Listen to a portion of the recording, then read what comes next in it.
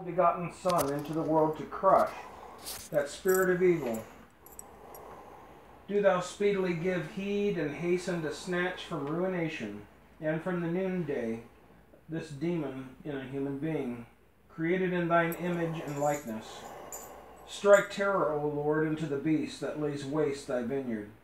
Grant confidence to thy servants to fight most manfully against the reprobate dragon, lest he dare despise them who put their trust in thee. And lest he say with Pharaoh, who once declared, I know not God, neither will I let Israel go. Let thy powerful right hand prevail upon him to depart from this thy servant,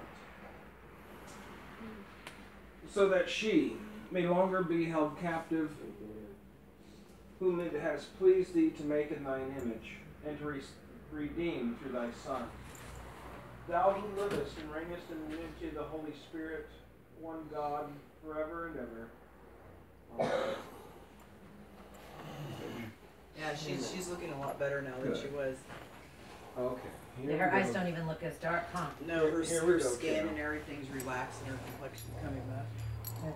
I command the unclean spirit, wheresoever thou art, along with all thine associates who have taken possession of this handmaid of God, that by the mysteries of the incarnation, Christ's passion, his glorious resurrection, and magnificent ascension, by the descent of the Holy Spirit, by the coming of the Lord unto judgment, thou shalt tell me by some sign or other name, or other, thy name and the day and hour of thy departure.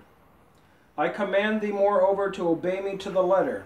I who, though unworthy, am a sinner, yet a minister of God. Neither shalt thou be emboldened to harm in any way this creature of God, nor the bystanders, nor any of their possessions.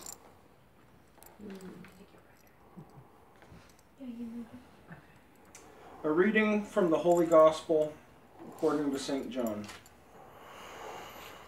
In the beginning was the Word, and the Word was with God, and the Word was God. The same was in the beginning with God. All things were made by him, and without him was made nothing that was made. In him was life, and the life was the light of men. And the light shines in the darkness, and the darkness did not comprehend it. There was a man sent from God, whose name was John. This man came for a witness, to bear witness to the light, that all men might believe through him. He was not the light, but was to give testimony of that light. This was the true light, which enlighteneth every man that comes into this world. He was in the world, and the world was made by him, and the world knew him not.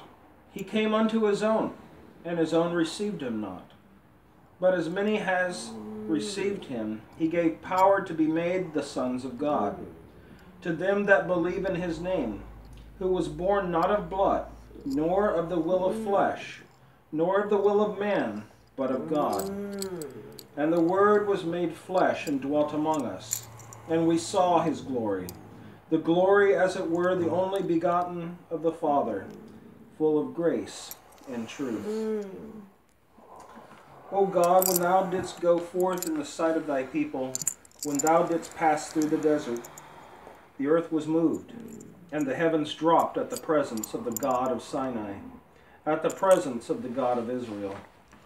Thou shalt set aside thy inheritance, a free reign, O God, and it was weakened, but thou hast made it perfect. In it shall thy animals dwell, in thy sweetness, O God, thou hast provided for the poor. The Lord shall give the word to them that preach good tidings with great power. The King of powers is of the beloved, and of the beloved. The beauty of the house shall divide the spoils.